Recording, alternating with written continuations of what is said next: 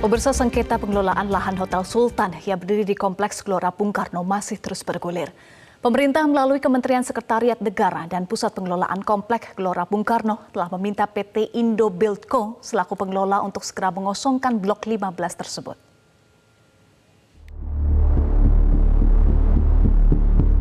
Sengketa pengelolaan lahan Hotel Sultan yang berdiri di Kompleks Gelora Bung Karno masih terus bergulir.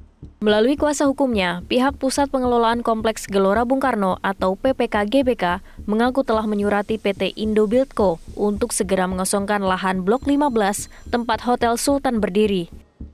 Habisnya izin pengelolaan lahan dan tidak adanya kejelasan dari PT Indo Buildco untuk melakukan perpanjangan perizinan membuat PPK GBK terus mendesak pengosongan lahan tersebut.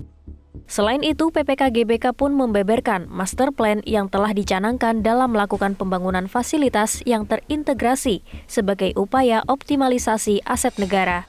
Kuasa hukum PPK GBK, Saur Siagian, mengingatkan agar PT Indo Buildco menunjukkan iktikat baik dan segera mengosongkan area tersebut.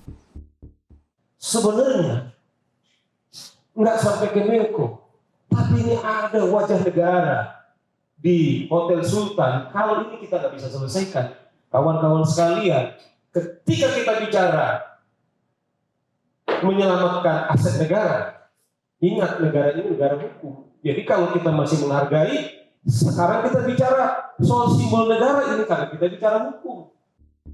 Di sisi lain, PT Indo Buildco merasa dirugikan dengan informasi pengosongan lahan yang telah beredar. General Manager Hotel Sultan, Nyoman Sarya, mengeluhkan pembatalan pemesanan kamar oleh beberapa pihak saat event-event besar berskala internasional akibat isu tersebut. Ia juga menyampaikan kekhawatiran karyawan hotel yang takut kehilangan pekerjaannya. Ribuan karyawan Hotel Sultan terancam kehilangan pekerjaannya jika pengosongan benar dilakukan. Yang dampak yang terasa adalah tentu adalah dengan penutupan akses. Penutupan akses di depan hotel, di mana itu menjadi akses utama, baik dari Sudirman maupun dari Gatot Subroto kalau menuju ke hotel.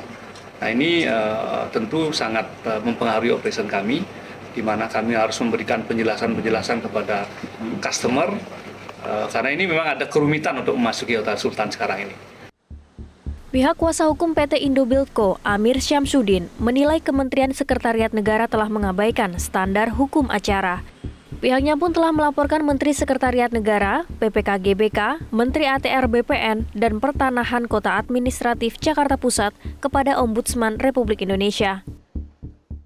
Kami mengadukan masalah ini ke Ombudsman karena kami melihat indikasi diabaikannya standar due process of law, ya, hukum acara di dalam suatu upaya hukum. Kita sama sekali tidak pernah mengenal adanya upaya-upaya hukum di dalam hal ini yang namanya pengosongan tanpa adanya satu penetapan pengadilan.